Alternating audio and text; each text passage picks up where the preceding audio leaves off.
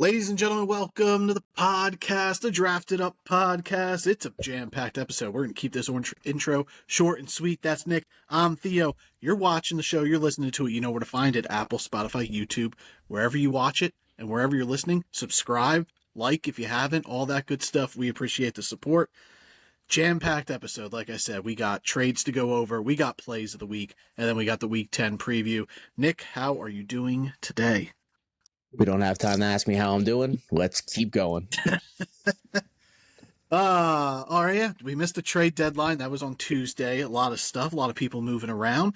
We'll get to the non-fantasy related ones. Sauce Gardner traded from the Jets to the Colts for 2 first-round picks and Adonai Mitchell going back to the Jets.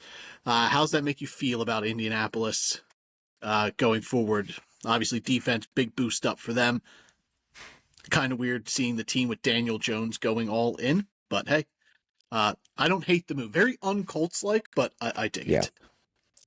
Yeah, they've been rolling, so it makes sense to stack up that secondary. It's been their weak spot for sure on that defense. And fantasy-wise, you hate it. You really want teams to have bad defenses, so the offenses have to score a lot. But Jonathan Taylor is still going to continue to do what he does, and Tyler Warren's going to be fine. And Danny Jones is still like a spot starter here and there, not a consistent every week kind of guy, but definitely a guy you can rely on to start when needed.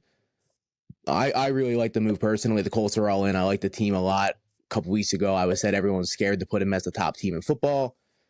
They had a rough week versus Pittsburgh. It is what it is, but at the end of the day, the Colts are still one of the best teams of football going forward with Jonathan Taylor as their RB carrying that team offensively. I get Danny Jones is Danny Jones. He's fine this year, but that team relies heavily on Jonathan Taylor and good teams that have a good running back, they need a good defense, and that's what the Colts are now attempting to do. So I'm all in with the Colts. I think they're going to be pretty good come December and January, to be honest. Yeah, their offense is built for the playoffs. We're just running it down their throat. Jets, they were busy. They also traded Quinnen Williams, their star defensive tackle, to Dallas, and they got a 2027 first-round pick and a 2026 second-round pick in Mozzie Smith. Weird to see the Cowboys make a move like this, but they had the extra draft capital to move, and they've needed defensive help for years at the tackle position, so it makes sense from the Jets' standpoint. This is all building towards the future. They could take a quarterback next year in the weak class, or with 3 firsts in 2027, we could be looking at them potentially going for one of the quarterbacks, Jeremiah Smith, stuff like that, try to stack this team going forward. So it'll be interesting to see where the Jets go, rebuild-wise, going forward. Mm-hmm. Yeah, the Jets are a team that honestly has nothing to live for this year because Justin Fields is their quarterback. So I honestly think they revamp almost that whole team except Garrett Wilson in the offseason. And then fantasy-related ones, Jacoby Myers traded to Jacksonville from Vegas. Jacksonville traded a 4th and a 6th-round pick.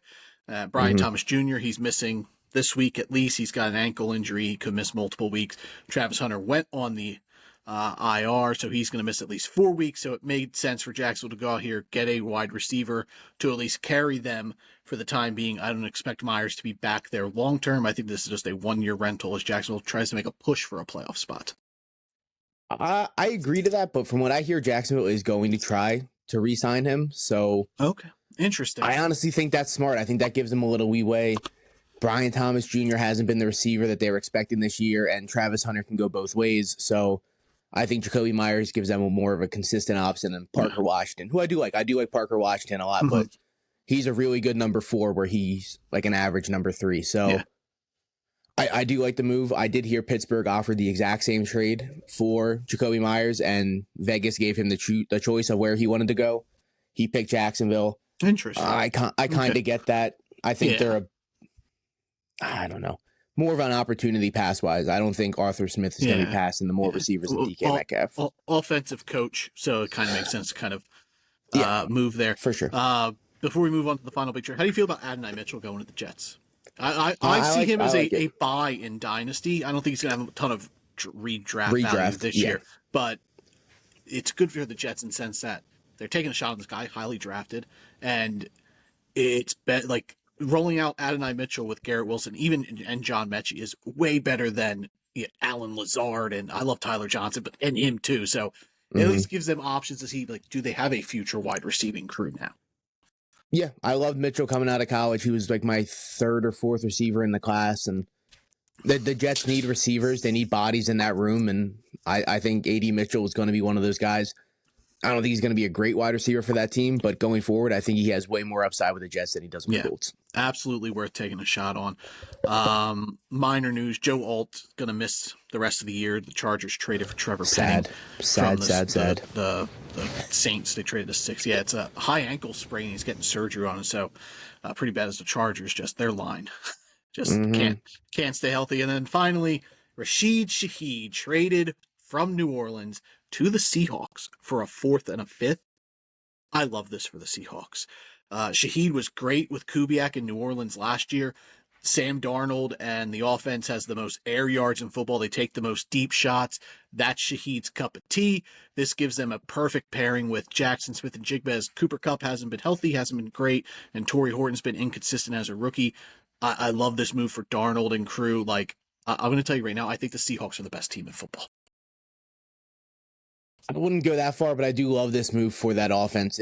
Darnold's been killing it, and I really don't love that run game, so this just like solidifies the passing game even more going forward. And Torrey Horton hasn't practiced all week, so he might miss this week, but going forward, those 3 guys, I get Cooper Kupp's there, but I really don't look at him that he's there. But Horton, Shaheed, and obviously JSN are all they're all locks. I honestly like Shaheed a lot more in fantasy with Seattle than I do with New Orleans. Absolutely. Yeah. Next year's JSN front runner for pick 1? At least receiver one? I would still take Chase over him because Burrow is going to be back next year. But he's definitely right there with Justin Jefferson. I'd probably lean Justin Jefferson because he's Jetta, but JSN would probably be 3, to be honest. Yeah, I was going to say he's definitely in him that, or Puka. Yeah. If Stafford and Puka are there, Puka's so good, dude. Yeah. He just got to stay healthy, bro. That's the problem with Puka. And that was his problem all throughout college, too, so it's rough. Yeah, I think JSN, we're looking at a top 5 guy next year for fantasy. All right. Breeze through that. Nice 7-minute intro and trades. Let's get into it. Plays of the week. These are our W plays of the week. We're looking to eat that dub, and somehow, some way, I ate that dub last week. Nick's rookies performed hard. Jackson Dart, Kyle Monungai did great, but DK Metcalf, Jake Ferguson really pulled his team down. Yeah. Where Marvin Harrison, Colston, Loveland, they did their work. Daniel Jones did just enough, and Kamani Vidal, not even going to talk about him. So we're tied up. We're both 4-4-1. These are W Energy plays of the week. One of us is going to eat that dub.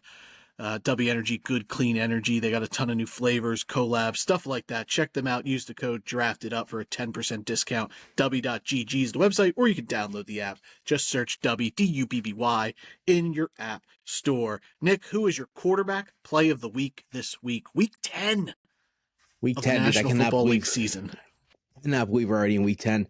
I almost broke my rule. It's no back-to-back guys. I almost went Jackson Dart again this week. As a Giants fan, he's literally the only thing I have to live for in football. So I was trying just to attach my wagon to Jackson Dart in any way I can because I truly love that boy with all my heart. He's the only thing keeping me afloat. My quarterback of the week, though, is Justin Herbert. He's got an amazing matchup versus Pittsburgh, the 26th ranked fantasy defense for quarterbacks. He's going to light up that defense. He's had multiple touchdowns in 6 games this year, 6 out of the 9. That's insane. The last 4, he's had 2 touchdowns, 3 touchdowns, 3 touchdowns, 2 touchdowns. And then let's bring up the rushing yards. 31 3 weeks ago, 62 2 weeks ago, 57 the week before with a touchdown. Herbert's running the ball a lot. His baseline is crazy. Pittsburgh's got a terrible pass defense. Give me Justin Herbert all day with the passing options he has around him. I get his offensive line's a little banged up, but he's going to be getting rid of that ball quick, and I expect Herbert to have a monster game. Yeah, Herbert has really added to his fantasy value where he becomes this almost must start because of his rushing ability this year. Like, he's running more than he's ever run, and it's added that extra layer for his game. But you're going up against Pittsburgh. I did that last week with Daniel Jones, so hopefully it works a little bit better for you. Daniel Jones turned the ball over a ton this past week. I'm going with Jared Goff, Detroit Lions against the Washington Commanders road game, as the Lions look to have a bounce back game after losing to Minnesota on Sunday, but Look what Sam Darnold did to Washington on Sunday night. He shredded them up. He had a perfect first half. He was like 18 for 18, and he finished like 23 for 26. He was out there ripping it up. Torrey Horton was getting involved. He was getting all the guys involved, Jackson Smith and Jigba, and these practice squad guys that were playing for Cooper Kupp. Elijah Arroyo got his first touchdown. And I love the Lions after a loss. They play 10 times better after taking an L. Like, this is a team that's great at the bounce back, and they have a juicy matchup defensively. So I think we're going to see Jared Goff out there picking apart. This could be one of those classic Jared Goff 5 touchdown games that we see every now and then. And I just expect big game here from the Lions, bounce back game against the Washington Commanders. So I like Jared Goff this week. I think he's a real good play. Yeah, I like Goff a lot too, and they always bounce back versus losses. He's going to have a monster game. I think the Lions are in general just going to have a really good game. Yeah. Where are you going running back? Running back, I'm going with one of your guys, Carolina Panthers, Rico Dowdle, running back. A great matchup. 26th ranked defense he's going up against the New Orleans. Anyone can run on New Orleans. You don't really need to pass for them. You can just easily run the ball down their throats. And he's coming off the heels of 130 yards, 2 touchdowns versus Green Bay, who's an amazing run defense. They fully gave the rock to him last week. They're like, Chuba hasn't been the guy. We've been trying to give him options, and he hasn't been that guy. Rico's been that guy. And going forward, it's going to be Rico. He's had 100 yards in 3 of the last 5 games, I think. Crazy stat line, and he's scoring the touchdown a lot. Last week, he had 3 targets. He brought in 2 of them, which ties a season high, I believe, or like right under a season high. He doesn't catch the ball a lot. But if they're giving him 3 targets, 4 targets a game from here on out, that's just another good baseline for Rico. So give me Rico Dowdle versus New Orleans. I expect him to have a crazy game. Yeah, 2-pump Rico. I don't think they beat Green Bay if they would have role reversed and did the 50-50 split with Chuba. We love Chuba Hubbard, but Rico Dowdle's the hot hand right now. He leads the NFC in rushing yards, and he's only started 2 games on his own, so that's a great play here. I'm also going with one of my guys at running back. I'm feeling a little frisky. Travion Henderson against the Tampa Bay Buccaneers. You can't run on the Bucs up the middle. Vita Vea is just clogging all the holes.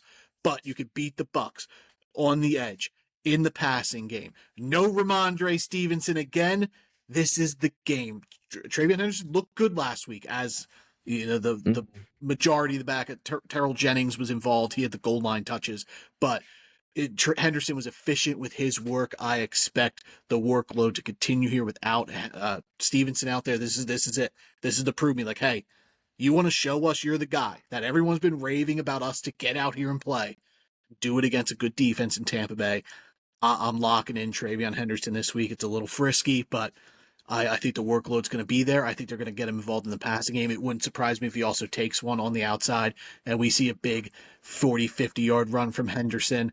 And Jahmyr Gibbs just ripped this team up a few weeks ago. So, and that's a similar style player, big, fast guys. So Henderson against Tampa Bay, lock him in. This is the week. The Henderson Truthers, stand up.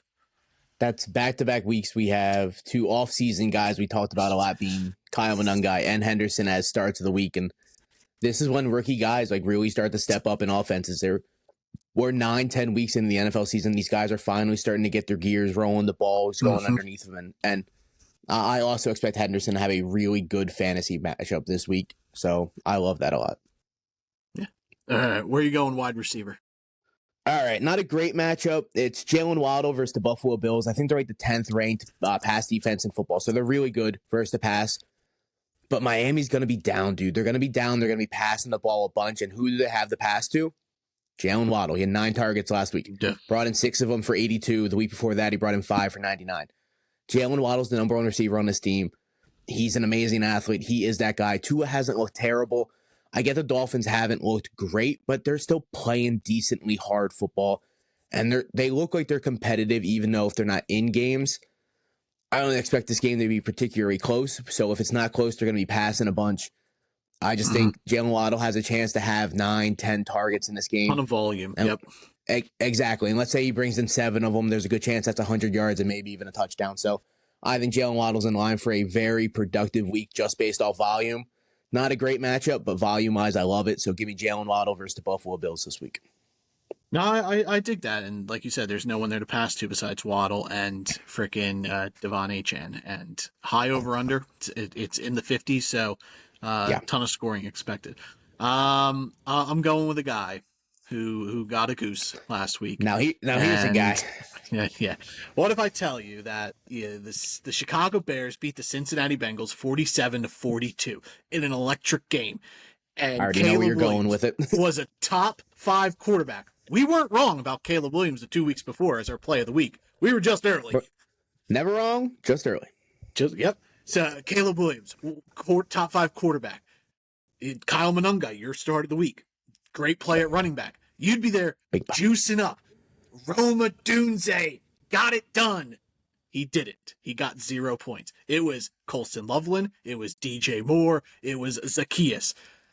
But don't fret. Roma Dunze hasn't been great. DJ Moore. That guy had like a rushing touchdown and a passing touchdown. Insane stat line for that guy. Still scoring. That's all that mattered. He was involved. But Roma Dunze, the last couple weeks hasn't been great. Over the last 3 weeks, he's averaging less than 5 points per game in fantasy football. So you're there. You probably want to I just want to bench Roma Dunze. Don't. They're playing the New York Giants. The New York Giants pass defense. It's not good. The New York Giants play a ton of man coverage. Roma Dunze destroys man coverage. That's where he does his damage. This is it.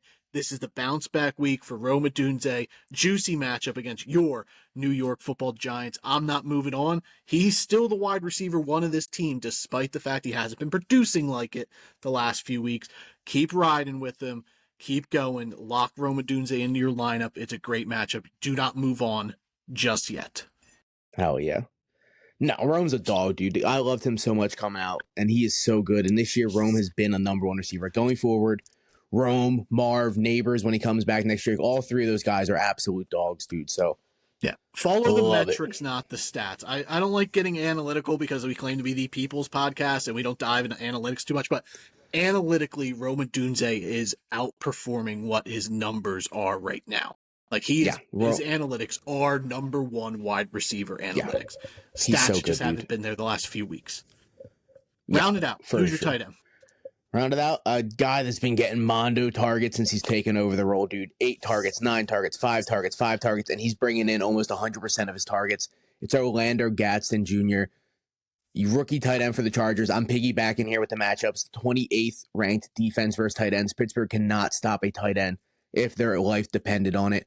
So I'm piggybacking with Herbert and Gadsden. I'm hoping they both end up in the touchdowns. So last week he had 68 yards on 5 catches. The week before that, 5 for 77. The week before that, 7 for 164. The dude is an absolute athletic freak, and he fits in this offense perfectly. I get there's a lot of mouths to go around in LA with Keenan Allen, Laddie Daddy, Huge, Kamani Vidal now on the running back, Orlando Gadsden. There's a lot of guys to go around.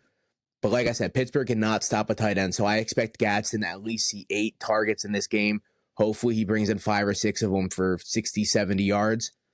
That's a great game for great game for a tight end, especially if he gets in the end zone. He scored in 2 of the 4 games he's been the starter, so 50% touchdown rate. Give me Gadsden all week in this phenomenal matchup. I have Gadsden in a few leagues, and I'm actually flexing him in. There's a league I have him with Trey McBride, and I'm flexing Gadsden in over Jordan Addison. I just think the matchup's better, and he is a wide receiver in a tight end body. My tight end, similar style. Juwan Johnson, New Orleans Saints, they're going on the road against the Carolina Panthers. The Panthers, really bad against tight end. The trend has continued on from last season. And no Rashid Shaheed, we brought up earlier to show the Saints moved on from him. So targets opened up. Chris Olave is going to get his, but he's squared up against J.C. Horn, one of the better corners in football. So it might be tough for Tyler Shuck to be getting these targets to Chris Olave. It just opens up the field for Juwan Johnson, college teammate of Tyler Shuck at Oregon.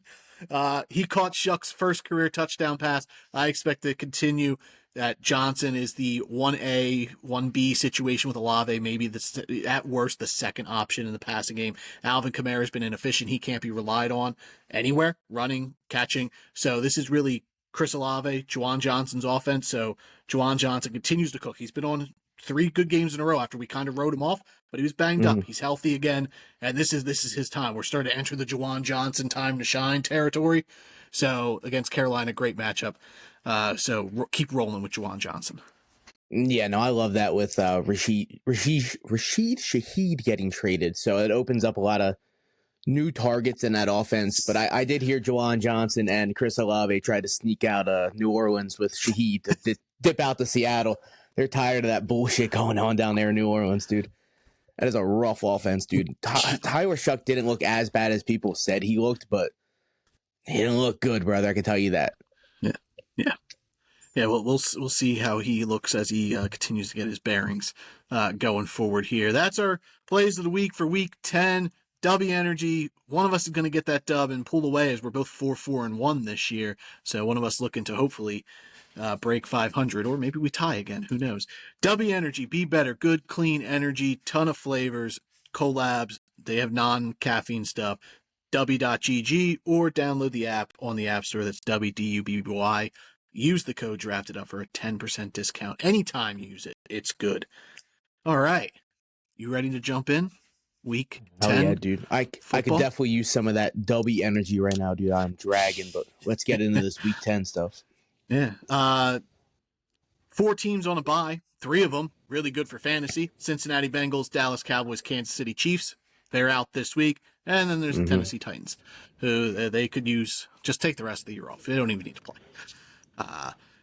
Before we jump in to Week 10, Tucker Kraft is out for the year towards ACL. Didn't bring that up at the beginning of the show. And then Jaden Daniels dislocated his elbow. I know, had we recorded on Tuesday, Nick had a rant ready for him because it was devastating looking. And the news today came out that Jaden Daniels has no ligament damage. They're not putting him on IR, and they're going to reevaluate it after their bye week, which is kind of shocking. I personally would just let him sit the rest of the year, but it's so good to see that there was no ligament damage done, because it was horrified. Like, it happened. I'm like, terrible. Oh, this guy's not playing next year. I get it was his non-throwing arm, but it looked bad. So thankfully he's okay, and he's going to be definitely good for next year, and possibly even good for this year, which is a huge surprise. Yeah, the reevaluating of the injury come after the bye it's just to see where their record is. If they have a decent record, if they can pull a couple wins out with Mariota, they'll put him back out there. But I really don't see that happening, to be honest. It's kind of just a throwaway year for Washington. I agree. McLaren's been hurt all year. Jaden Daniels been banged up all year. Do not risk it. But if there was any actual legitimate damage to this kid's elbow, I would have been calling for people's heads. I would have been on this podcast ranting and raving, because that is a terrible, dumb mistake to have a kid like that out there who was literally coming off an injury in a game you're down 38-14. There's absolutely no reason for him to be out there with a few minutes left in the game. It was insane, dumb play calling, and now look what happened. This kid might have missed a full season at most, or at little. So absolutely nauseating what Washington was doing to him. It was, oh God. And then devastating news with Tucker Kraft as well. He's been great for the Packers. We love Tucker Kraft here. He's been so good, dude. We'll see how Tucky. Their passing game goes on without him. We got early morning football Germany game. The Atlanta Falcons travel to Germany and take on the quote-unquote home team, the Indianapolis Colts. Colts are 6.5-point favorites on this neutral site. Over-under set at 48.5. The Colts are easy. It's Jonathan Taylor, obviously. You're not taking him out of your lineup. Michael Pittman, he practiced. We're good. We had a little scare there. He's in. I think Josh Downs is playable in full PPR. He's been really good the last 3 weeks. I also think you could play Alec Pierce. I would rather go Downs over Pierce if I had to pick one of them. And then obviously Tyler Warren. And then Daniel Jones is a stream option, but yeah, there are better options. I would have said Bo Nix, but I don't even want to talk about the Thursday game. We missed that one, and that was one of the worst football games I've ever seen. Yeah, Thursday night was an absolute joke. 10-6. No offense. Bo Nix continues to struggle in the deep pass. Troy Franklin, lucky we caught a touchdown on his one catch. So it was just a horrendously offensively ran football game. We don't really need to talk about it, to be honest. We've already spent too much time on it. Yeah. But how do you feel about Daniel Jones? Like, I did play Bo Nix over him in our home league. Like, and I would have had 10 out of 10 times. I still would have went Bo. I would have still done that 100%. I think Danny Jones is playable, but it's a foreign game, like a London game. I'm not big on starting quarterbacks or even early games. I would rather just dip out like you did. I would have started Bo Nix over him. Mhm. Matt Stafford easily start over him. Jared Goff, Herbert, our starts of the weeks, are guys like that I'd play all over. Sam Daniel Darnold? Jones. Yeah, no, I'd play Yeah. Darnold this week. Agree. Here, coming off the heels of a Mondo week, I think Darnold's Yeah. in line for another one. And then Atlanta, also another easy team. It's Bijan. It's Drake Yep. London. Yep. It's Kyle Pitts. He's got the third most catches Yeah, among tight he's ends. playable. The Colts are Yeah. bad against tight ends. So, and the Darnell Mooney's been nothing this year. So Kyle Pitts is the number 2 receiver. So you could keep rolling with him as well. But like I actually think Penix has some stream ability, but like I'm not going to go out of my way to get him. But I think he's as playable as Daniel Jones this week. I would play Jones in a heartbeat I would over lean Penix. Jones, but if you were worried about it, like just the Colts just get a big lead, I think Penix can just garbage time his way to 2 or 3 touchdowns. Yeah, I could see that. I really wouldn't take the chance on that. But Kyle Pitts, though, last 3 weeks, 10 targets, 9 targets, 7 targets.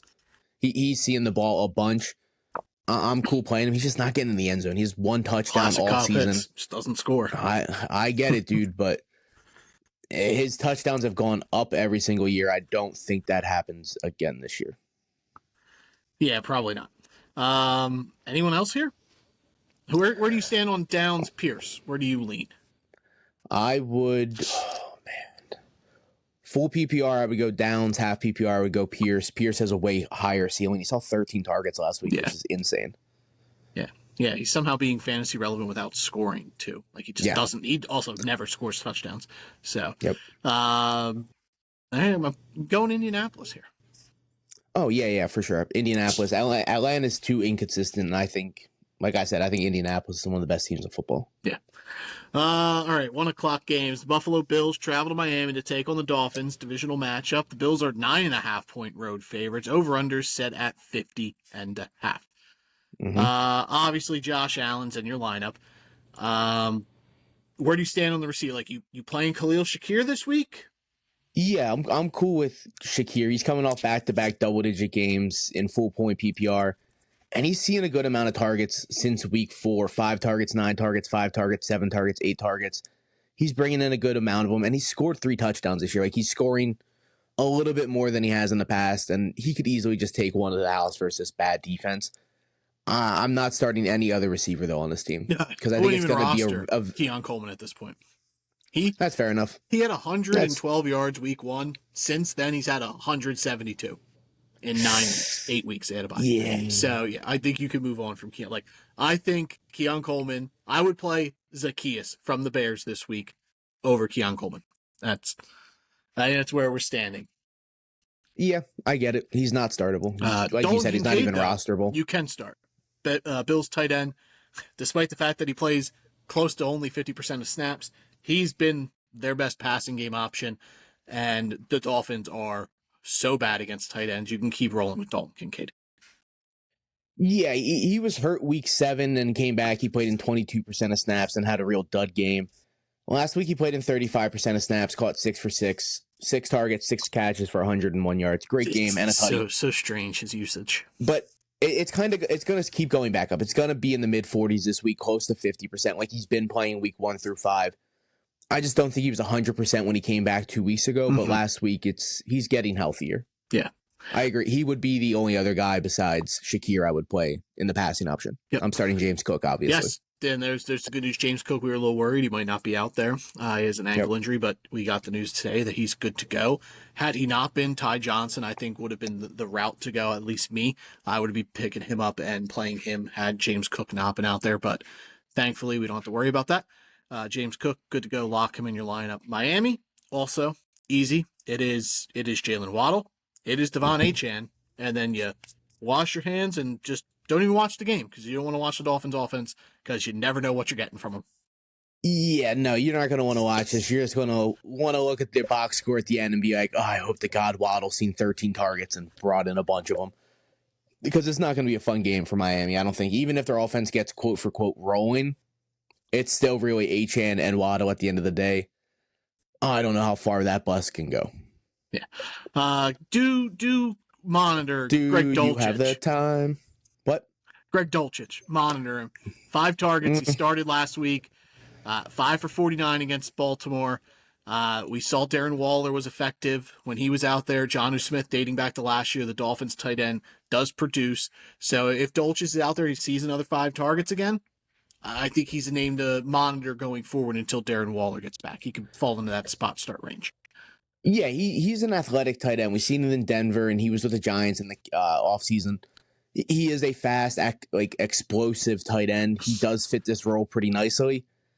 I would rather start a handful of guys. Yeah, over I'm not him, saying this week, but I would play him over Musgrave, though. Like, people think Musgrave's going to be the replacement. Musgrave is not Tucker Kraft. They are completely different tight ends. I really don't know how effective Musgrave is going to be. I think he's going to be decent, but I would rather take the upside on Dolchich over Musgrave this week. Yeah, I think in Green Bay, we're going to see the receiving room see the bulk of the Tucker Kraft work. Christian Watson, Matthew Golden, Romeo Doubs, more so than Luke Musgrave. Watson and Golden both might not play, so it might just be Romeo Doubs. Buffalo, I assume that's where we're going here. I don't think there's a way Miami wins. Josh Allen's like 14-2 against the Bills in his career, or against the Dolphins in his career. So against the Bills, that's hella impressive. That is impressive. Here we go. The Baltimore Ravens travel to Minnesota to take on the Vikings. Ravens 3.5-point road favorites. Over under set at 48.5. I love JJ McCarthy. It was so nice to watch him play football again and not have to watch Carson Wentz take another snap for the Minnesota Vikings. And I just love how feisty he is. I don't know if you saw the mic'd up where he scored his rushing touchdown and he just looked at Josh McCown. He was just like, I wanted to put that dude on his ass. It did not. Yeah. That's funny. Numbers weren't great. Didn't even break 200 yards, but he had 3 touchdowns. He beat the Lions. Credit to where it's due. Aaron Jones, questionable, should play. So I think Jordan Mason out of the lineup. You don't even bother with him. Aaron Jones, I think you can play. Jefferson, you're not pulling out of your lineup. It's really Addison. I haven't seen Addison with McCarthy. They haven't really connected yet. So I'm cool benching Addison here this week against a Baltimore defense who's playing a little bit better.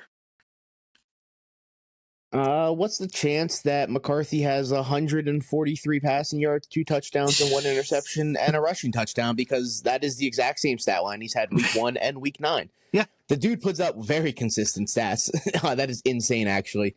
I'm cool with Addison. I almost made him my start of the week. I think he's going to have a Mondo game. He's going to get in the end zone, I think.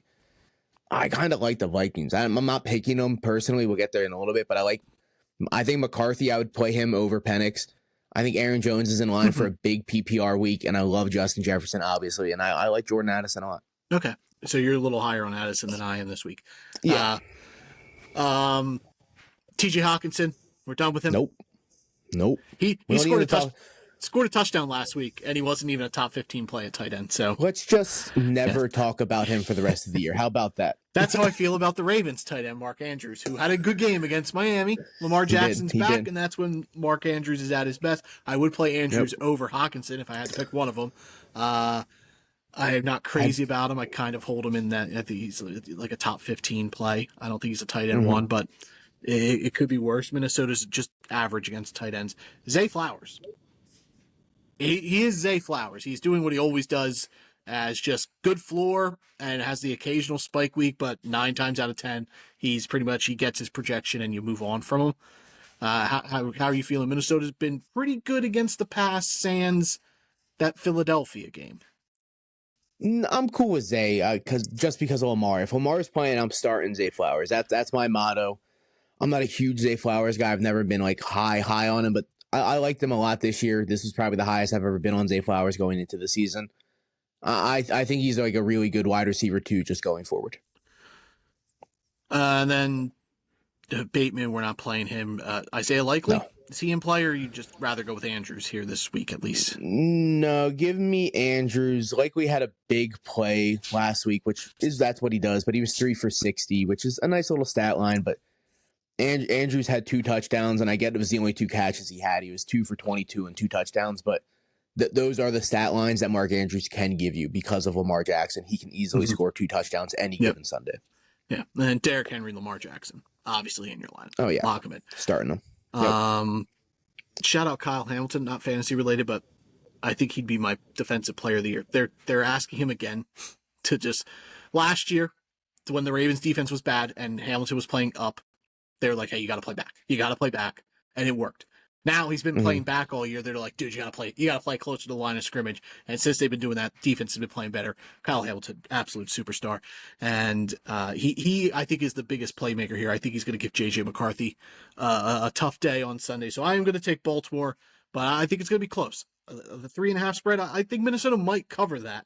This could be like a 2-point game. But I'm going Baltimore on the road. Yeah, I'm also going to go with Baltimore on the road as well. Yeah. All right. New England Patriots travel to Tampa Bay to take on the Buccaneers. Bucks 2.5-point home favorites. Over under set at 48.5. Baker Mayfield the last 2 weeks hasn't been great. Well, yeah, 2 weeks probably. They had the bye last week. I'm not moving on from Baker. Yep. Play him. I considered making him my start of the week, but I still think Baker's a little too good for that category. Yeah, no, I would agree to that almost. Emeka Ibuka, obviously, lock him in. He's been great. Chris Godwin, not playing again. So Cade Otton might be a sneaky play. And Bucky Irving, somehow, still not ready, and they're not sure when he'll be back. So Rachaad White, hello, inefficient starting running back, but he's been fine for fantasy. I don't think he's a terrible play. I think he's a right on the cusp of an RB2, but you could put Rachaad White into your lineup. Yeah, you can start White since Bucky's not playing, and same with Otton. I would play him over Hawkinson and Dortch and all those guys. He's been putting up decent numbers without touchdowns. Would you play Otton over Andrews? Yeah, man, they're two complete opposites. Otton has no touchdowns on the year, where Mark Andrews essentially only has touchdowns.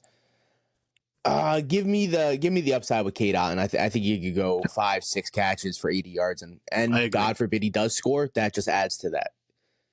Ibuka, I'm cool with Tez Johnson too. I would take a flyer on Tez.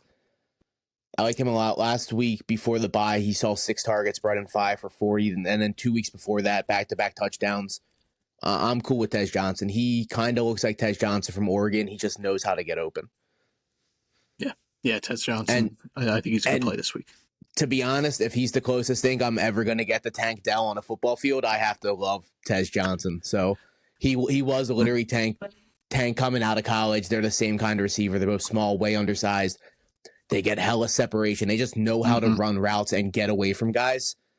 So if this is my second coming, man, thank God for Tez Johnson. Yeah, Tez. We liked his tape. We were worried about the size and everything coming in, and his play's been good in Tampa. Tampa might have found themselves a gem at worst, like a number 3 wide receiver going forward, with Ibuka and crew. So yeah, I don't hate the Tez Johnson play this week either. And New England, no Kayshon Boutte. So we got Demario Douglas, we got Steph Diggs. It might be time. This might be my Patriots game. It might be time for Kyle Williams to get out on the football field and show just how good he is at football.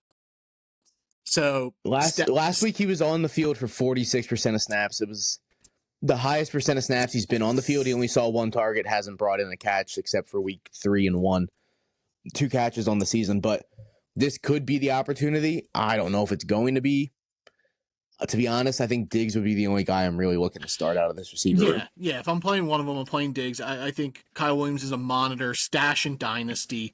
Go, but just monitor, watch him. And Travion Henderson, my play of the week. I think you can lock him in. No Ramondre there for the Patriots, and then continue riding Drake May. He's been so good for the Pats. For sure. Do you think Hunter Henry's playable since there's no really standout receiver option? I would play Cade Otton in this game over Hunter Henry. What about Hawkinson? I'd play Hunter Henry over Hawkinson. I would probably play Greg Dulcich over Hawkinson. Yeah, okay, yeah, you got me. Yeah, you got me there for sure. Yeah. The Vikings don't pass enough, and if I gotta warrant Jefferson and Addison, Hawkinson's just out the yeah. No, I he might be a great buy low candidate next year with another year with McCarthy under his belt, but this year maybe. I'm out with TJ Hawkinson. Anywhere else in this game? I don't think so, man. Who wins? New England's pretty straightforward, and Tampa Bay's pretty. I'm gonna go with Tampa Bay. New England's been playing really good ball, but I think Tampa Bay gets it done. I agree. They're a little bit healthier now. They had that bye. They're coming off the bye week. Yeah, they're coming off the bye. Yeah. Yeah. Yep. That's big for them. So I agree. I'm going with Tampa Bay. That's probably going to be my favorite game to watch this week. I can't wait to see what Drake May does. Gonna be good for Baker. sure. Yeah. Okay. This one. The New Orleans Saints travel to Carolina to take on the Panthers. Panthers 5.5 point home favorites. Over under is 38.5. Rico Dowdle, your play of the week. Lock him in. He's incredible. He's going to make himself a ton of money in the offseason, whether it's with Carolina or with another team. I'm surprised the Chiefs didn't go out and try to inquire about Rico or Chuba Hubbard during the trade deadline. I know they had a deal. They had a deal. They were sending the Jets a fourth for Breece Hall, and the Jets were like, no, we're not doing it. The Jets are they held firm for a third because depending on the contract Breece gets in the offseason, they'll get a compensatory third round pick. So I think they're going to transition tag him, and that because that's only $11 million, and then I think they try to deal him. I think that's what's going to happen. It could be for sure. That could definitely Carolina. Rico happen. Dowdle lock in. Tedero McMillan. He's not scoring touchdowns, but he's passing the eye test. He's looking the part. You're staying steady with him as well. Mm-hmm. I think that's it in Carolina.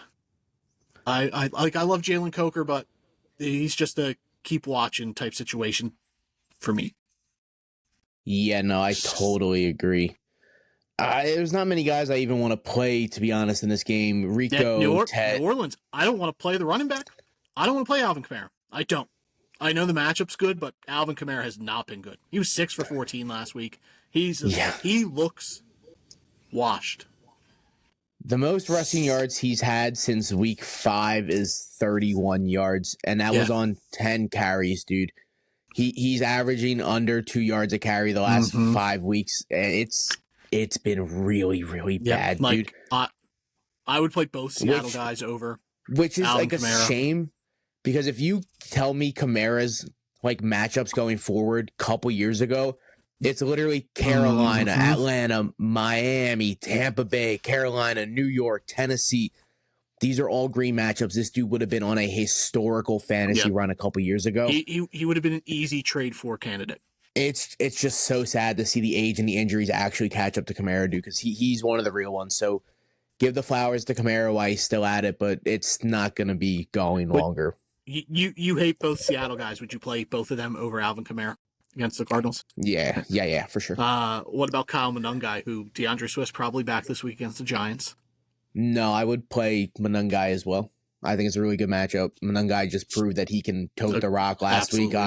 Give me that for sure. Tyrone Tracy or Devin Singletary? Man, that one's rough. I actually think I like Singletary more than Tyrone Tracy going forward. I'm not going to lie. They gave him the ball a bunch. I would probably lean... Absolutely. Give me Kamara over both those guys. That's the one where I lean Kamara just because like it could be a split. Maybe last week was a fluke and we just see Tracy take the most of the workload, or maybe they just move on from Tracy, take Singletary the workload. There's too much of a question mark there, whereas it's still Alvin Kamara's backfield, despite the fact it hasn't been good. But for me, New Orleans, it is the only ones I'm playing comfortably are Chris Olave and Juwan Johnson. I will play Kamara if I have to, but I don't necessarily want to. Yeah, no, I totally agree. Olave and Johnson are the really only guys I'm comfortably starting from New Orleans. Honestly, Panthers going win. forward. I hate to say that confidently because it's the Panthers. Yeah, no, I agree. I think Carolina wins, not comfortably, but because New Orleans still at the end of the day, they play hard football even if they're not good or great. Yeah, this team that just beat Green Bay, they win this game. They're 6-4. That's what I mean. I do think Carolina ends up though getting the dub for sure. Man, was I right on the Panthers? Maybe, dog. I was Maybe. wrong on a bunch of other things though, like the Colts. Had to be right somewhere.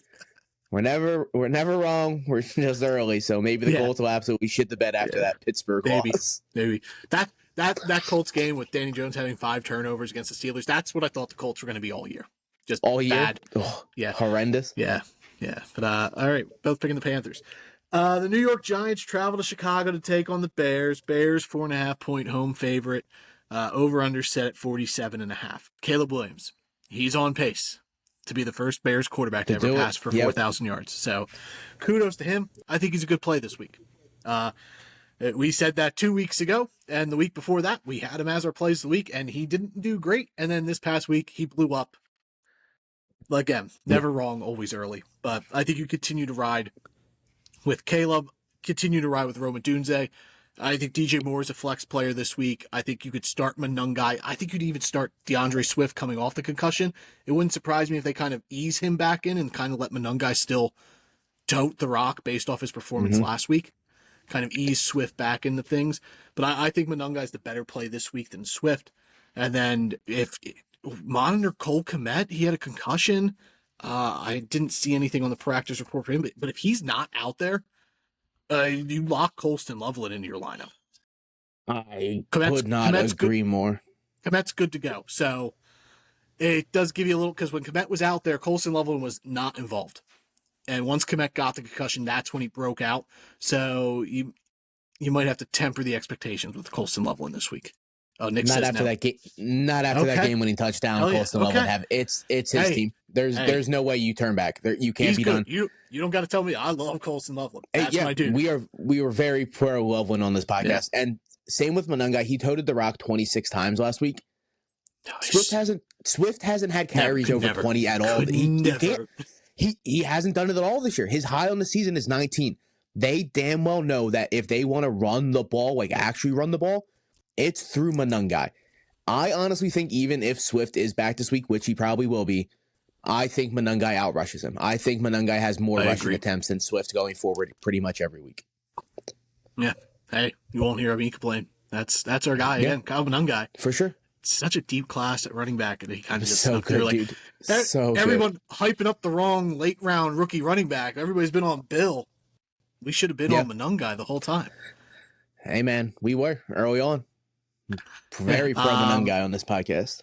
You hate him. DJ Moore, he a flex play this week? This matchup, yeah, you can flex him. He's going double digits back-to-back weeks in full point PPR, 73 yards, 72 yards. Yeah, he did have a passing touchdown and a rushing touchdown last week, which will probably never happen again. His usage has been so weird this year. It's so weird, bro. He's literally at one point like the backup running back. He's doing like special team stuff. He's doing everything for this team except actually receiving. It's so weird what's happening, but you can flex DJ Moore. Yeah. Giants side of the ball, Jackson Dart, keep rolling with him. All right, move on. He's the running. Wandale's a good play this week. Wandale is a good play, yeah, for sure. If you're desperate, I don't hate Darius Slayton or Theo Johnson.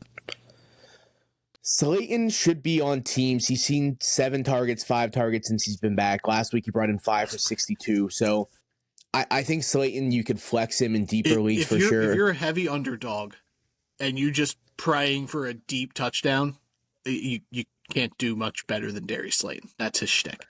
And that is for sure. That's his go-to. It's gonna happen sooner or later. He definitely for a big one. It's gonna happen. And Theo Johnson is a very good touchdown candidate for sure, but he's also a candidate to drop every pass that is thrown his way. He has absolute brick hands, bro. It's insane what has happened. True amazing athlete. Like what he did in the combine makes sense. The dude legitimately does not have hands. I don't know what is happening. No. Yeah, he's such a weird. He's an enigma, but he's something. He's getting targets in the red zone. That's what matters if you're looking for a streamable type. Like if you lost out on Tucker Kraft, I don't hate going after Theo Johnson. I'd rather Loveland if he was out there. Obviously, Loveland would have been my top priority, but Loveland probably rostered. Team's smart. Bears. I'm going with the Bears here, but I think Giants just continue to just play gritty, good football, but just not win games. Yeah, no, I totally agree. Like, as long as Jackson Dart looks good, which he has looked good on almost every single start he's had this year, I honestly do not care what happens. We can lose by 50, but as long as Jackson Dart looks good, I do not care. That's where I was with McCarthy, where I was like, I don't care what happens result-wise. Yep. If he looks bad, as long as he continues to grow, I will watch a bad football game, whereas like Carson Wentz has been in the league forever. There's zero reason he looks that bad. Yeah, exactly. Just like with how the Giants season is going, like we've lost Scadaboo, we've lost Neighbors, our offensive line is banged up. Everything's in shambles. We have defensive guys that are playing well, but our defense still isn't playing well as a whole unit. So Jackson Dart is literally the diamond in the rough at this point. So as long as he's looking good, I'm a happy Giants fan. And he's been unfazed too by all of this. None of this is good. He's still looking good. He is that guy. Like, we didn't really touch base on it. Eileen Tracy, I know you brought Singletary up. He got more work last week. I think that was just an outlier shtick. I still think I lean Tracy, but I really don't want to play either of them just because I think the Giants are going to be down and they're just going to be passing. I just don't think either running back is really evolved for this week. I totally agree. I honestly think Jackson Dart is our leading rusher at the end of this game. Yeah, 100%. All right. Jacksonville Jaguars travel to Houston. We both picked the Bears, Did we pick winners? I was going to say we picked the Bears. I'm picking the Bears. No, I'm picking the Bears. Okay. The Jaguars. The Jaguars travel to Houston and take on division rival the Texans. Yeah. Jags are 1.5 point road favorites. Over under set at 37.5. No CJ Stroud. So Davis Mills, Captain Longneck, back at it again. That's like the factor in this game. If CJ Stroud was playing, not a doubt in my mind, I'm picking Houston in this game. But I just can't do it with Davis Mills, bro. Yeah. You're obviously not going to bench Nico Collins. He's still going to be in your lineup. He looked okay with Davis Mills in the past. So, running back wise, you could play Woody Marks. I really don't want to. Jacksonville's been pretty good against the run. I kind of hold Woody Marks in the same boat as Alvin Kamara. If I have to play him, sure, but I'm trying to find other options. Agree? Or are you more in on Woody Marks? I would play Woody Marks over Kamara, but yeah, sure. I'm not thrilled about it. And then obviously no Nick Chubb. Dalton Schultz? God, no. I just can't do it. He burnt me so bad when he was my start of the week. I'll never say he's my TJ Hawkinson. He's the same guy. I will never hype that guy up. I would play him over TJ Hawkinson though. A ton that week, and it was gross. But last week, you know, 6 for 77. So yeah, I get it, and that was with Nico there. And then the week he was supposed to go off, he had one catch, and I'm just like, I would rather start Greg Dulcich over. You'd rather take the upside on Dulcich. I get that. That's in Miami's offense when they're going to be passing a bunch. Dalton Schultz falls into that same evolution as Mark Andrews and DJ Hawkinson. Yeah, it's so disgusting. Yeah, I would play Schultz over both of those guys, though. No, I would take Schultz this week over those guys. Not for fantasy. In real football, he is worse than those guys. 100%. If I'm starting a real football team, better. Yeah. Jacksonville, their receivers have had the drops all year. Jacoby Myers has one of the lowest drop rates in fantasy in football. So one of these is going to have to give. Trevor Lawrence is one of the most inaccurate passers in football, only behind Cam Ward and Spencer Rattler, something like that. Are you playing Jacoby Myers right off the jump? No BTJ. Yeah. No, I'm playing Myers. I'm also cool playing Parker Washington. I agree. I would play him up. He's got a good floor for PPR, especially. I would play Parker Washington right around the range of Wan'Dale Robinson. I'm not going to lie to you. They are very similar guys, very PPR heavy. I like Parker Washington a decent amount, especially without BTJ and Travis Hunter out there on the field. He is that receiver on this team because when Myers has been there for all of 6 days, dude, he's not. He's going to be useful, but he's not going to be Parker Washington useful. Yeah, they've already come out and said that Myers is just lining up on the outside right now. He's still, accumulating himself to the situation. And Travis Etienne, we still rolling with it. It's not been great after the great start, but I think he's last week was good. Last week was good. He saw 22 for 84, and then he brought in 5 catches, which you love to see. If he's bringing in 5 catches every game, you love that. Just like you said, though, he is an RB2 going forward, so you're playing him, but you're not thrilled to be playing him. Yeah, I agree. No CJ Stroud, so I'm going Jacksonville. Neither quarterback is in play for fantasy, unless you think otherwise. If you do. No, I totally agree. Trevor Lawrence has literally been one of the worst quarterbacks in football, so I'm out on that, and obviously I'm not starting Davis Mills. If Stroud was playing, I would go Houston, but he's not, so give me Jacksonville. Yeah. All right, final 1:00 game, and this one's the worst one. The Cleveland Browns travel to New York to take on the Jets. The Browns are 1.5 point road favorites, over under set at 37.5. Is the Browns defense the best fantasy play in this game? Like, I know Quinshon Judkins is going to be out there. And offensively, that's it for Cleveland. Maybe one of the tight ends. But he's the only one that's confident, lock-in start. But the Browns defense against the bad Jets offense should be good.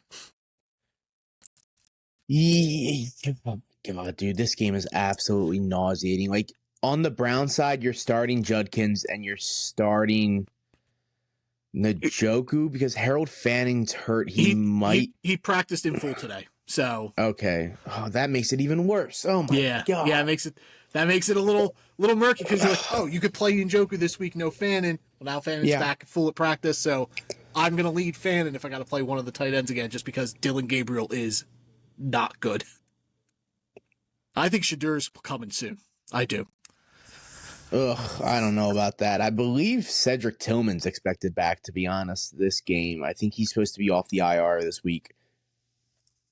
You're not going to play. No, Tillman, I'm just trying to talk about the Browns guys because Judkins is really the only guy I'm playing. I'm not going to lie to you. Cedric Tillman has been announced that he is going to play this week, and Shadur Sanders is also back, as well as the backup quarterback.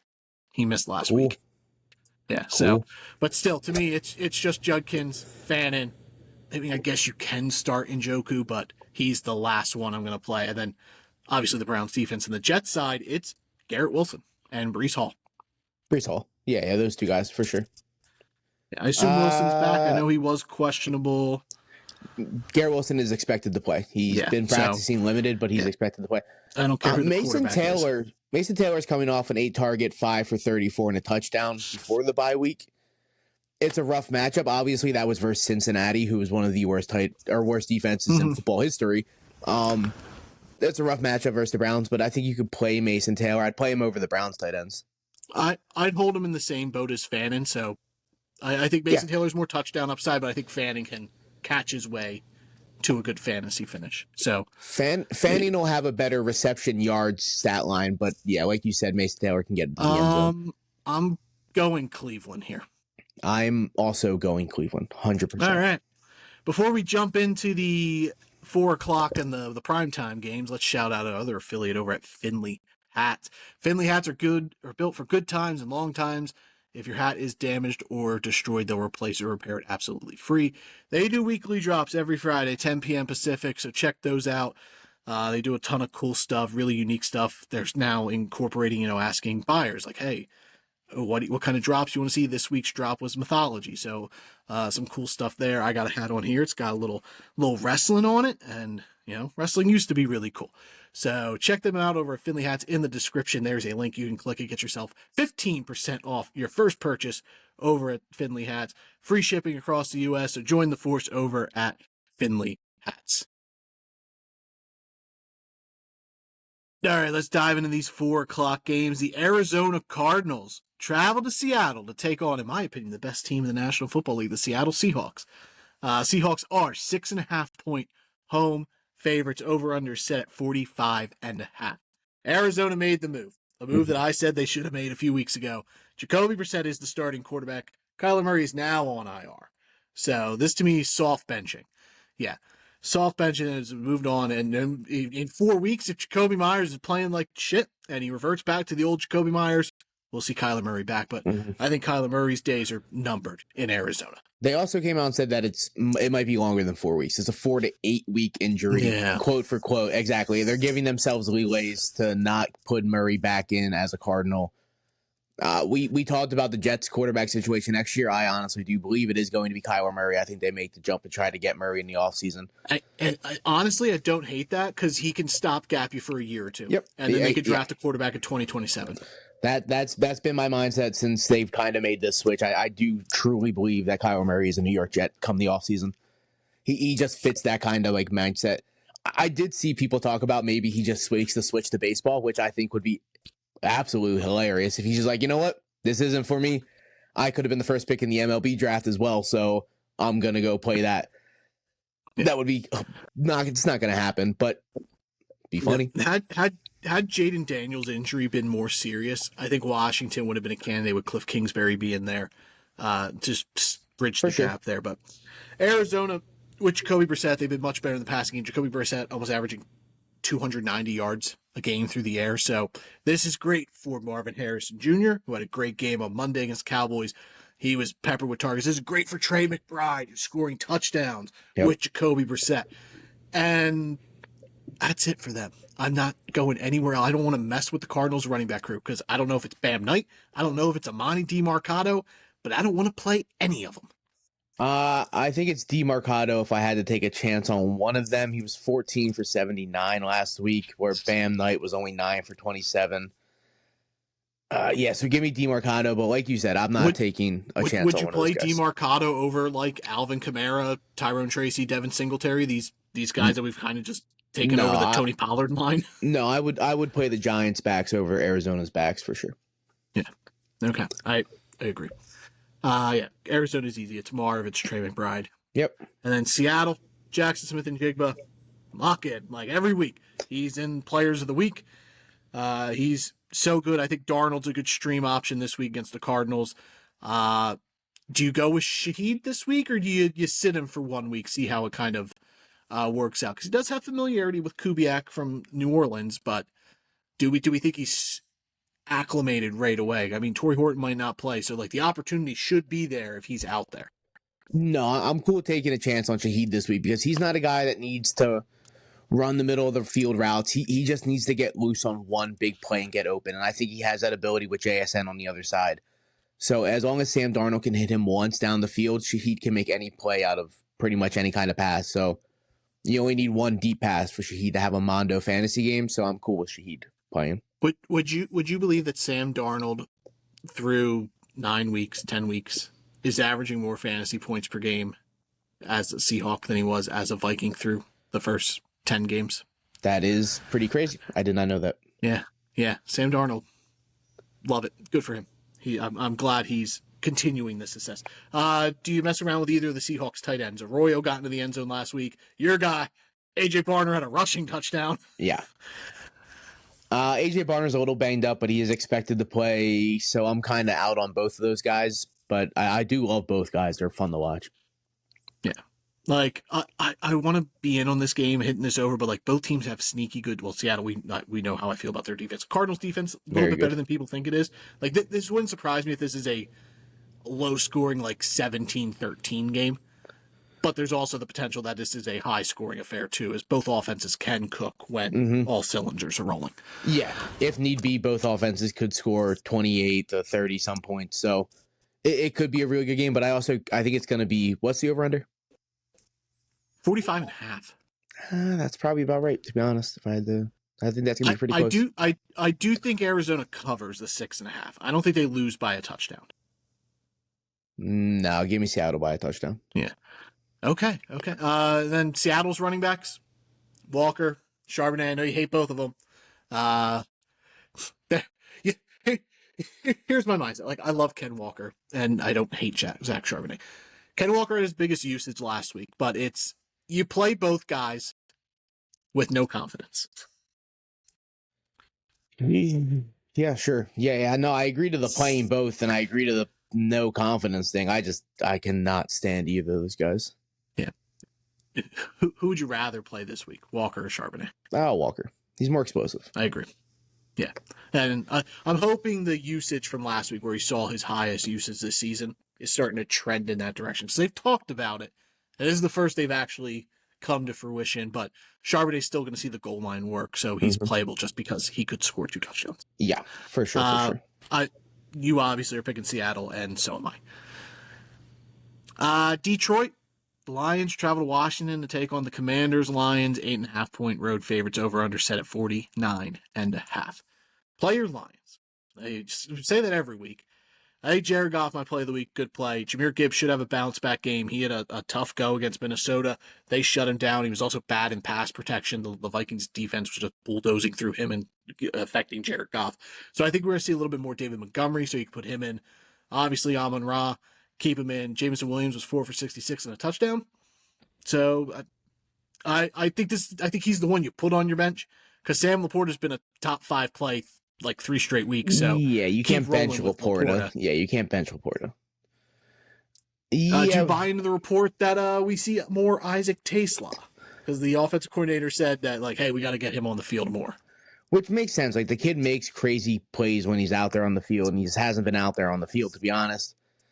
I'm not buying into the reports per se until I actually see that. More could be a 10% snap. Exactly. Because he's not playing at all. I believe he was literally on the field for 5% of snaps last week. So, yeah, sure, if he's on the field for 20% of snaps, it's some type of increase. But until I see evidence of any of that, I'm good.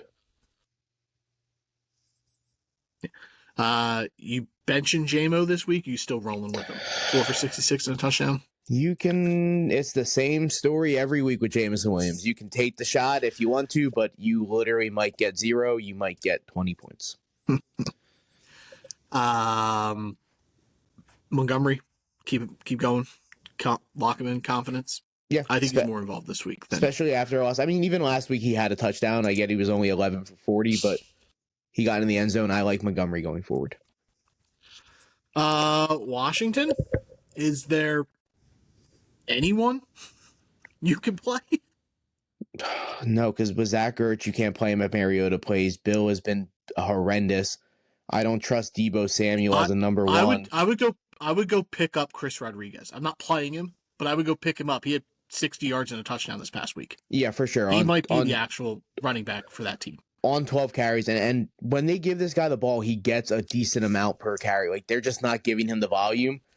It hasn't been Bill. I agree to the Chris Rodriguez thing. I wouldn't start him, but he should definitely be rostered because Bill's also being rostered for some reason. And that guy's had like 5 straight duds in a row. So at what point do we move on from Bill?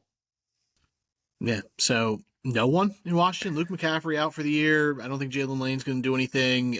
Chris Moore, no thank you. Washington no starts without. This, I think they get obliterated by Detroit. This is one of the first times that we've had no one. Like, usually it's at least one guy. I believe the Browns the one time had 0 guys we've talked about, but it's literally no one here from Washington. So, yeah, give me Detroit by at least 20 points. Yep, I agree. Detroit absolutely wins. No one for Washington. And, the only bit for Washington is pick up Chris Rodriguez and just stash him. Yep. The Los Angeles Rams travel to San Francisco to take on the 49ers. Another divisional matchup here for the NFC West. Rams, 5.5-point road favorites. Over under set at 49.5. Kyle Shanahan notoriously beats Sean McVay in the regular season, so I am surprised to see the Rams favored by 5.5 on the road. But the Rams, Devontae Adams in your lineup. He's a goal line receiver. He's getting a ton of work at the goal line, and he's scoring touchdowns. I think you could play Matt Stafford as well. Matt Stafford's been really good for fantasy because of Devontae Adams, because they have a goal line threat, whereas that was always just Kyron Williams, and Stafford didn't score at the goal line. Now that's kind of switched around. Puka Nacua is obviously in your lineup, and Kyron, you're not going to bench him either, but I don't think he's like a locked-in RB1 anymore. He's kind of teeters between that 12-16 range. Yeah, he's a high-end RB2, so I'm still playing Kyron. I would never, ever bench him. He literally had 114 yards and a touchdown last week on 25 carries. Like, he's a dog. Yeah. Give me Kyron all week. Yeah. Mm-hmm. Yeah, the touchdown upside's not as guaranteed as it used to be for him. Yeah, no. But I get you're that. You're still not moving on from him. Stafford, you're still cool rolling with him? Yeah, Stafford's going to have a Mondo week. The Rams are so easy. We've honestly spent way too much time on Rams. It's literally Stafford, Williams, Puka, Adams. There's no one else next to him. Him or Jared Goff? Stafford. I probably have Stafford as close to a top 4 quarterback this week. Yeah, he's kind of played his way into the range where you can't play him in the play of the week. I would love to pick Matt Stafford, but I think he is locked into 90% of lineups now. I kind of agree with that. The last couple of weeks, Stafford's been QB8, QB4, QB8, QB2, a dud game versus Baltimore, but they didn't need the. But that was bad weather. Exactly, that's what I mean. Stafford's been amazing since Adams has really started turning it on. San Fran. McCaffrey. It's Mac Jones again. It's McCaffrey. Can you what about George Kittle? No, you can play George Kittle because he's George Kittle. He was 4 for 32 last week. I get it was a dud the week before that. He had a touchdown. You can't bench George Kittle. That's just one of the rules. George Kittle's so much better with Brock Purdy that it's frustrating. The usage is kind of different with Mac Jones. Mm-hmm. But you don't move on from Kittle unless you somehow have a better option. But that's a slim chance. Any of the receivers here in San Francisco? Kendrick Bourne, Juwan Confidently? Jennings? No, but you can still take No. a shot on Bourne and Jennings if you really want to. Jennings, I would lean over Bourne, but I'm not confidently playing any of those guys. What about, would you play the Jags guys over them? Myers and Washington? Yep. Downs and Pierce? I was just gonna say I'd play Pierce over both of them. I'd play Jennings. Maybe not. Jennings and Downs are very close. Even Pierce is in the same category. Okay. All right. I agree with you. And then obviously Christian McCaffrey, who is really good at the football. The absolute continues best. to siphon health. Michael Williams out for the year now. Rookie edge rusher from Georgia towards ACL, as Christian McCaffrey continues to take everyone's health away from them. Who wins here? Man, the Niners have McVay's number, dude. Like, consistently, Shanahan beats McVay. He's one of the only coaches to constantly do that. The Niners got him earlier in the season. I think the Rams bounce back, get a dub here. Split the series, 1-1. I absolutely agree with you. Rams over San Francisco. Pittsburgh, they travel, the Steelers, to LA to take on the Chargers. Sunday Night Football. Chargers, 3-point home favorites, over under set at 45.5. DK Metcalf, the roller coaster ride continues, but you can't bench him, so you play him. He's again, as I feel the same as I always have, he's a low-end wide receiver too, high-end flex play. Agree? Yeah, I would definitely agree to that. Yep. I think Jaylen Warren is the best play for the Steelers. I think if you can go out and get him, or if you're a losing team and you can trade draft picks in your redraft league, I would try to sell Jaylen Warren. I think he's got a juicy schedule coming up, so if you can get a good haul back for him, or if you're a contender, go out and try to get Jaylen Warren. Yep. But that's it for Pittsburgh. Aaron Rodgers, no, I think there's better streaming options this week than Rodgers. Yeah, no, I totally agree to that. It's really Warren and DK for sure. Chargers, they're the opposite. They have a ton of people. I was going to say it's all. Herbert, great play. I think you play all the pass options. Gadsden at tight end, really good play. McConkey, Keenan, huge. I'm a little iffy on Kamani Vidal. If I'm going to bench a Charger, it's going to be him. Yeah, he's coming off a little bit of a dud game last week versus Tennessee. He is an every other week guy though. So he is. He's had 100 yards every other week that he's been the starter. I'm still cool playing him, but he's like a flex low end wide receiver flex. Would you play him or You're good. him or DeMarcado? I would play Kamani Vidal. I know it's going to be him. Okay. Kamara. No, give me Kamani Vidal over all those guys. Right. Kamara, Giants running backs. Okay. Carolina's running back. Or not Carolina, Arizona's running backs. I would actually go Kamara over Vidal. So I'm a little bit, maybe because he soured me last week. Yeah, no, it happens. But I just think Herbert's in for a big game this week. So I think it's going to be the passing game here. And I think all four options, like I said, great plays this week. Chargers win here? Yeah, give me the Chargers, I think, even with the banged up offensive line. Yeah. Trevor Penning can't fix that? No, he cannot. No. Maybe if it's Monday Night Football. If it was Trevor Penning that I saw coming out of college, maybe he could fix it, but he has not been any bit close to that, so. Yeah, it's not put it together for him. No. A little bit better the last year or two than he was early, but still not a competent lineman. Monday Night Football, this should be a good one. Eagles, Philadelphia travel to Green Bay to take on the Packers. Packers 1.5 point home favorites. Over under set at 45.5. Jalen Hurts in. AJ Brown, Devonta Smith in. Saquon Barkley in. Dallas Goedert in. Yeah. Would you play him or Kate Otten? Give me Dallas Goedert. Okay. So then obviously we play Goddard over Mark Andrews. Yeah. Yeah, no, I agree. Eagles, again, they're like the Rams. It's so easy. They make it so simple for us as fantasy owners. Green Bay, a little trickier. Obviously, Josh Jacobs is in your lineup locked in. Romeo Doubs, no Tucker Kraft. He's probably the wide receiver one. Christian Watson, Matthew Golden were limited today at practice, so we'll monitor them. But Romeo Doubs, I think, is a fine play. Where do you stand on Jordan Love? Not particularly high because of where the weapons stand. I honestly think it's like a full. I think it's gonna be a lot of Josh Jacobs. I think it's gonna be a lot. Sorry, Matthew Golden did not practice today. Yeah, I misread that. He was downgraded to do not practice today. Watson was limited. Yeah, Golden's not going to be out there. He's not going to play most likely. It's really just Josh Jacobs and Romeo Doubs are the only Packers I'm confidently playing. Jordan Love or Daniel Jones? Daniel Jones. Okay. Yeah, I agree. I'll take the rushing. He's got the rushing base. Yep. That gives him the boost there. But it had the Packers passing him in a healthier. If Watson and Golden were out there, I would then leave Jordan Love. If Watson's out there, I think he could be a sneaky play, but I think he's going to be the benefactor of no Tucker Kraft once he's out there. Yeah, but we'll see where that goes. Anyone else in this game? Luke Musgrave, I know we're both kind of in the same boat. Like, we don't think just yet, like, he's not instantly stepping in to replace Tucker Kraft. We don't think it's going to be him.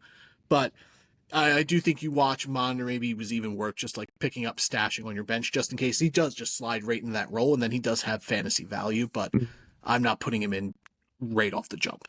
Yeah, no, I totally agree. Like I said, it's Josh Jacobs and Romeo Doubs. That's the only Packers I'm looking at. Yeah. Who wins here on Monday? Give me Philadelphia. Yeah, I agree. Coming off the bye is where I'm leaning Philly. Had the Eagles also played last week, I think I'd lean Green Bay, just trying to get the bounce back game off the loss to Carolina. But the Eagles coming in relatively healthy now. Saquon got rest. AJ Brown got rest. So team's healthy coming off a bye week. I think they handle the Packers here. Yeah, I agree. Packers are playing a little too inconsistently for my liking per se, but I honestly think Philly gets the job done on the road. Agree. Who's your best team in football as we round this out? Because I said Seattle. That's mine. I don't even. And then we're done. You just literally put me on the spot of a question I cannot even answer. The Chiefs. The Chiefs are the best team in football.